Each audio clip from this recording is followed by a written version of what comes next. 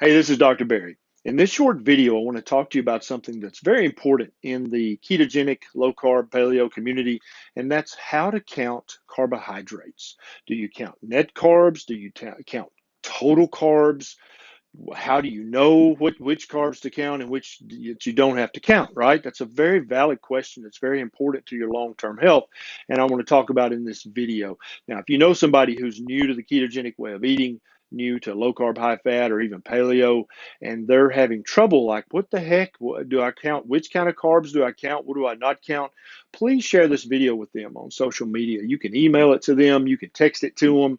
However you get it to them, it's going to help them understand how to do this. And understanding is one of the keys to eating a successful ketogenic diet or low carb, high fat diet is understanding what to do and why you do it. And that's what I'm going to talk about in this video. So let's talk about carbohydrates. So, if you've looked on the package of foods, carbohydrates, there's total carbs, right? There's fiber and there's sugar. And so everybody knows that no, wait, everybody's in confusion. Nobody knows really what to do about that. Do I count total carbs, or do I do the math and subtract the fiber from total carbs, and then that's called net carbs? And do I just count that, right? Well, I've been thinking about this for a while, and I've been thinking about what's the healthiest way to do this, but also what's the easiest way, right? Because none of us want to be mathematicians. We just want to figure this quickly, eat our food, and live our life, right? So here's what we're going to do. Here's the rule that I've come up with that Nisha and I have been doing in our lives, and it seems to work very well, and our health seems to be benefiting from it. So I'm going to pass it along to you. So if what you're eating is a natural whole food and does not have a label or come in a package or come in a plastic bag, and it only has one ingredient, then I think that it's totally fine to just count the net carbs in that food. Okay, so that would be broccoli, asparagus, Brussels sprouts, kale, collards, turnip greens, any kind of green vegetable like that. Also, any meat that's a whole grain meat that hasn't been processed at all. I think it's perfectly fine to just count what the net carbs are. Okay, so that way I think you can trust broccoli. I don't think broccoli is going to mislead you. Broccoli really doesn't have a profit motive. It doesn't have a bottom line. It just grew in the dirt and now it wants you to eat it. So broccoli is not going to mislead you about how many grams of sugar it has or how many grams of fiber it has. It's going to be very honest about that. And I think you can trust broccoli and not have to worry about is it misleading you. Now, products that come in a package, that come in a cardboard box, come in a plastic bag that has a label with multiple ingredients on it, some of which you have to Google to figure out what they are, that's a different story. Okay, so any product, and this is how we do it at home, and I think this is how you should do it, at least for now.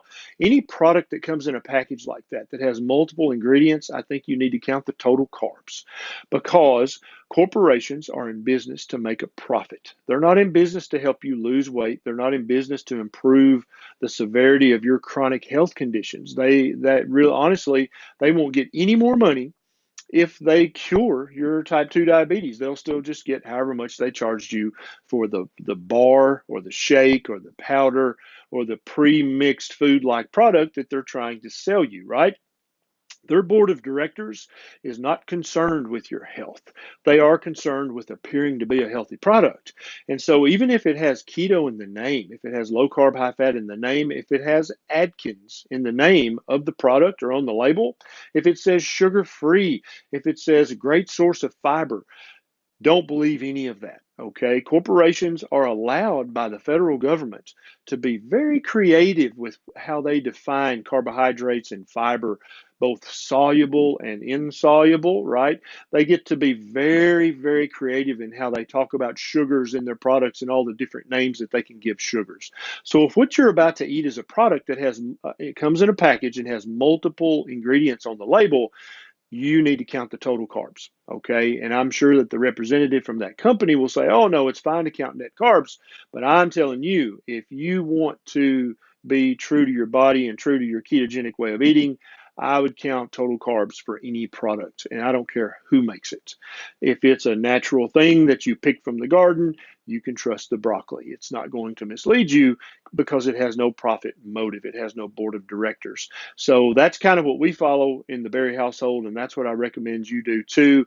If it's a natural whole food with one ingredient, you can count net carbs. If it is a processed product, a food-like product, then you need to count total carbs, and that way you're never misled. Now, if you enjoyed this video and you'd like to see more like it, you can click the subscribe button right down there, and then right beside it's a tiny button that looks like a bell. If you click that, then you'll get a notification every time I get a bright idea. So you can do that if you'd like.